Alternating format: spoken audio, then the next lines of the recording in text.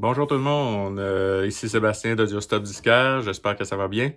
Écoutez, aujourd'hui, je vais aborder un sujet qui m'a été demandé sur YouTube. En fait, c'est comment choisir sa platine ou table tournante. C'est un sujet qui est quand même assez vaste pour un débutant, là. C'est sûr que c'est dur de se retrouver. Donc, mon vidéo va un peu faire l'objet des bases là, pour faire l'achat d'une première table tournante ou pour ceux qui sont plus intermédiaires. Mais j'irai pas dans les gros détails là, parce qu'il y a beaucoup d'aspects techniques à tenir en compte plus tard. Mais pour débuter, je pense pas que c'est extrêmement nécessaire. Certains puristes vont dire que oui, mais je pense qu'on peut très bien apprécier d'avoir une table tournante sans connaître les aspects techniques les plus poussés. Donc, moi, ce que je vous parle aujourd'hui, c'est un peu les généralités, la base à savoir et à tenir en compte. Donc, je vais commencer sans plus tarder. Tout d'abord, j'aimerais parler de termes un peu techniques. Dans le fond, j'aimerais faire la différence entre un tourne-disque, une platine ou communément appelée table tournante. Donc, ce qu'on appelle le tourne-disque en soi, c'est vraiment comme une table tournante où il y a des haut-parleurs intégrés directement à même la table tournante. Donc, on voit ça souvent, ça a une forme de petite valise. Il y a des marques comme Crossley, Victrola qui sont vraiment spécialisées dans ce genre d'appareil-là. C'est des tables tournantes, souvent à petit budget. Donc, on parle autour de 40 à 100 dollars environ. Donc, c'est vraiment la base. Mais honnêtement, si vous voulez mon opinion, j'éviterais d'aller vers ces petits tourne-disques-là. On va aborder le sujet plus en détail tantôt, là, mais vous allez comprendre pourquoi plus tard. D'autre part, ce qu'on appelle la platine ou la table tournante, c'est vraiment l'appareil en soi, c'est vraiment la table tournante elle-même qui, on va devoir adjoindre à ça un amplificateur et des haut-parleurs pour la faire fonctionner. Sinon, seulement que l'appareil seul, ça ne fonctionne pas. Donc, ça, c'est vraiment ce qu'on appelle une platine ou une table tournante dans le langage commun. Mais c'est plus sur ça que je vais m'attarder aujourd'hui. Il faut savoir qu'il existe deux grands types de platines. Les types de platines sont déterminés un peu par leur système d'entraînement. Donc, le premier type, c'est une platine en entraînement par courroie. Donc, l'entraînement par courroie, ce que ça veut dire, c'est que le moteur n'est pas relié au centre de la table tournante, au plateau directement. Vous allez voir des photos, là, je vais vous montrer quelques exemples. Mais ce que ça fait, c'est qu'il y a vraiment un axe central et il y a un petit moteur qui est un peu désaxé. Et on va venir joindre le plateau à ce moteur-là par une courroie. Une courroie ou la strap, comme on dit. C'est vraiment une petite courroie en rubber, qu'on dirait un élastique. Et c'est ça qui va faire que le plateau va tourner. Donc, ça, c'est le premier type de platine. En fait, le bénéfice de tout ça, souvent, ce qu'on dit, c'est que vu que le plateau n'est pas relié au moteur à proprement dit, ça empêcherait d'avoir des vibrations reliées au moteur. Mais c'est vraiment très minime, là, ce qu'on parle, là, donc en termes de vibrations. Quand on est rendu là, si on veut percevoir ça, on est rendu vraiment là, dans le audiophile. Là. Si toutes les platines de qualité audiophile ont des systèmes à courroie, généralement. Donc, on peut voir, là, je vais vous montrer des photos, il y a des systèmes, des platines avec des plateaux là, immenses, puis des courroies. C'est très gros système, mais là, on est rendu dans le très high-tech là, à ce moment-là. Donc, dans les systèmes haute fidélité, souvent, c'est entraînement par courroie. Puis, dans les marques les plus connues d'entraînement par courroie, on a Project, on a Rega, Torrens. Il y a plusieurs marques, là, TEAC, etc. Donc, il y a vraiment... faut savoir que les entraînements par courroie sont généralement, c'est ce qu'on retrouve sur le marché dans le neuf aujourd'hui. Donc, c'est un peu ça qu'il y a à retenir, là. Après ça, il y a le système de platine par entraînement direct. Ça, c'est ce qu'on appelle le direct drive en anglais. C'est souvent, dans le fond, le principe de ça, c'est que le plateau est relié au moteur directement dans l'axe central. Donc, c'est le moteur qui fait tourner le plateau. C'est des systèmes qui ont été utilisés un peu plus dans les années 70-80, début 90, là, je vous dirais. Là. Donc, c'est souvent dans les platines plus vintage qu'on va retrouver ça. Les systèmes, ce qui est le fun avec ça, c'est qu'on peut vraiment aller, généralement, il y a un réglage pour la vitesse. Donc, on a une espèce de ce qu'on appelle un stroboscope qui va venir nous indiquer un peu la vitesse de roulement. Puis, on peut vraiment régler à l'aide de petits contrôles, puis avoir un contrôle plus précis sur notre vitesse. Donc, ça peut être un des avantages. Fait que c'est ça. C'est souvent le système qu'on retrouve là, sur les tables de DJ, par exemple. Toutes les tables de DJ, pas mal, ont des moteurs, parce qu'avec la courroie, c'est sûr que si on fait du scratch, ça risque d'être plus dur un petit peu. Dans les marques connues, il y a Audio-Technica, Technic, des choses comme ça. Là. Moi, j'ai une Luxman à la maison. C'est mes deux Luxman, c'est des direct drive. Donc, c'est des tables qui datent des années 70. Donc, on a des moteurs à ce moment-là. Puis aussi, ce que j'ai oublié de dire tantôt avec les entraînements à courroie, c'est pas un désavantage tant que ça, là, mais il faut juste pas oublier que la courroie a tendance à sécher au fil du temps. Donc, il faut surveiller ça. Là. À un moment donné, il va falloir la changer. C'est des pièces qu'on retrouve assez facilement, là, donc il n'y a pas de problème à ce niveau-là. Donc, c'est les deux grands types de platines. Je vous dirais que les deux ont des avantages et des inconvénients. C'est sûr que dans les platines Direct Drive, c'est certain que si notre moteur fait défaut, là, on a des problèmes au niveau de la vitesse. Fait que c'est des petites choses à surveiller comme ça. Mais je vous dirais que les deux ont les pour et les contre. Là. C'est vraiment une question de goût rendu là. Moi, personnellement, j'utilise des direct drive parce que j'ai des tables vintage. Donc, c'est ça. Mais écoutez, les deux options sont valables. Et c'est vraiment une question de choix. Là. Fait que on va passer au prochain point. Donc ici, je vais vous parler un peu des composantes qu'on retrouve sur une table tournante. Donc, ça va peut-être vous aider aussi à regarder lorsque vous faites la sélection ou l'achat d'une platine. Donc, premièrement, on a le couvercle de protection qui est ici. En fait, ce couvercle-là, c'est bon d'en avoir un parce que ça protège les poussières quand vous n'utilisez pas la table tournante. Je vous dirais peut-être de regarder là, s'il n'est pas craqué ou s'il est endommagé. Donc, ça peut être bien d'avoir un beau couvercle. Après ça, regardez, il y a le socle qui est ici, la base en fait de la table. Toujours regarder en dessous aussi, il y a des pattes. Des fois, ces pattes-là sont ajustables. Ça peut vous aider à mettre votre table au niveau lorsque vous l'installez à la maison. Aussi, bien regarder, on a le plateau. Le plateau qui a le petit tapis comme ça ici que vous pouvez enlever. Et le plateau, normalement, s'étire. Et vous pouvez vraiment vérifier le dessous. Donc, dans les plateaux, les tables avec entraînement par courroie, par exemple, vous allez voir, là, il y a un cercle où on met la courroie, autrement dit, puis vous allez voir le petit moteur qui est désaxé. Faites bien vérifier, voir si tout est correct en dessous. Normalement, le plateau s'enlève assez facilement et se remet comme ça ici. Par la suite, vous allez avoir sur les tables comme ça ici, Direct Drive, on a ce qu'on appelle le stroboscope qui est là. Et puis, on a le bouton, le pitch. En fait, c'est pour la vitesse. C'est l'ajustement de la vitesse se fait par ici. Très important à vérifier. Moi, je vous conseille de brancher la table. Normalement, la lumière va s'allumer. Puis, vous allez pouvoir voir le pitch. Vous allez pouvoir contrôler la vitesse.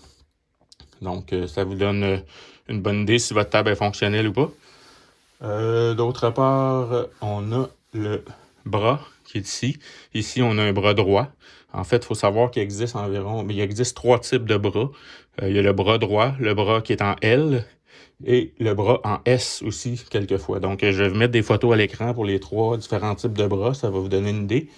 En fait, les bras sont dépendamment de la configuration de la table, il y a des bras différents, mais c'est pas vraiment une grosse nécessité à savoir, là, mais normalement, ces bras-là sont adaptés pour que l'aiguille, en fait, soit le plus droit possible dans le sillon du disque. Donc, ici, on a un bras droit. Autre chose à regarder aussi, on a toujours le contrepoids. Bien vérifier si le contrepoids est là. C'est ça qui va faire que vous allez avoir le poids suffisant sur votre disque. En fait, c'est très important de le régler au départ. Aussi, vous avez l'antipatinage qui se trouve être ici. Ça ici, c'est ce qui va faire que votre bras va rester bien droit au centre et ça n'ira pas à gauche ou à droite. Donc, c'est bien important d'avoir ces deux composantes-là pour bien régler votre table. C'est ce qui manque sur les tables dites tourne-disque. Donc, c'est pour ça que je ne les recommande pas normalement, mais c'est bon d'avoir ces deux éléments-là. Aussi, on a le petit bras ici qui est le levier. En fait, ici, le levier s'actionne ici. Ça vient monter ou descendre votre aiguille. Donc, c'est toujours bon, en fait, le bras. C'est toujours bon d'utiliser ce petit levier-là au lieu d'y aller manuellement. Donc, vous pouvez tasser comme ça et baisser. Comme ça, ça va descendre sur le disque tranquillement. Par la suite, on a le porte-cellule qui est ça ici. C'est la portion ici qui vient vraiment comme supporter la cellule, si on veut. On appelle ça aussi le head shell en anglais. Donc, cette composante-là, normalement, peut s'enlever facilement. Et puis, vous pouvez changer vos cartouches plus facilement. On a ici la cartouche qui est en dessous ici. Et on a l'aiguille qui vient se fixer sur la cartouche. C'est cette composante-là qui va transmettre vraiment toutes les petites vibrations du stylet, du stylus en fait, à la table tournante et qui va faire la lecture de votre disque. Donc, c'est vraiment très important cette partie-là.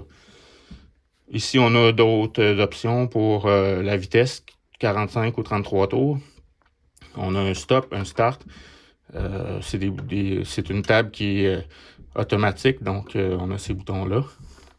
Puis aussi bien vérifier peut-être que les câbles ici sont bien adéquats, qu'il n'y a pas de dommages au niveau des câbles. Fait que comme ceux-là ici ont été changés, donc ils sont neufs. Et voilà, ça vous donne un peu une idée générale des composantes d'une table tournante. On me demande souvent si c'est mieux d'aller dans le vintage ou dans le neuf. C'est une question qui est quand même assez difficile à répondre, mais je vais vous nommer les avantages et les désavantages de chacun. Comme ça, vous pourrez vous faire votre propre idée. Donc, dans le vintage, les avantages, c'est souvent que les tables sont souvent moins chères à l'achat. Puis, on a un choix varié au niveau du look aussi. Parce que les tables vintage, souvent, on utilisait des matériaux comme le bois, le contreplaqué, tout type de matériaux. J'ai même une table en granit, là. Fait que c'est le fun d'avoir un peu de variété aussi. Dans ce temps-là, les matériaux étaient probablement moins chers, puis on avait une variété. Donc, au niveau du look, c'est très intéressant. Puis au niveau de l'achat, c'est comme je vous disais, c'est moins cher souvent. Puis on peut avoir des tables quand même de très bonne qualité pour moins cher. Donc ça serait pas mal les avantages du vintage. Le désavantage principal dans le vintage, moi je vous dirais, c'est que quand vous achetez votre table, c'est important d'aller voir un technicien pour faire reviser la table. Juste pour être certain que tout fonctionne bien. Au niveau des câbles, souvent les câbles RCA sont désuets, donc c'est bien de les faire remplacer. C'est ça. En fait, c'est le gros désavantage du vintage, c'est que souvent, avant de l'utiliser, c'est mieux d'aller voir le technicien pour faire une mise un tune-up, là, comme on dit, pour être sûr que tout fonctionne bien. Puis aussi, l'autre désavantage, c'est que ça se peut des fois qu'il y ait des pièces un peu plus dures à trouver. Mais aujourd'hui, avec Internet, on réussit quand même à tirer notre épingle du jeu puis à aller trouver un peu de tout. Il n'y a pas de problème, mais c'est certain que dans le vintage, il faut s'attendre qu'à un moment donné, peut-être certaines pièces vont être plus rares. Donc, ça serait pas mal les avantages et les désavantages du vintage.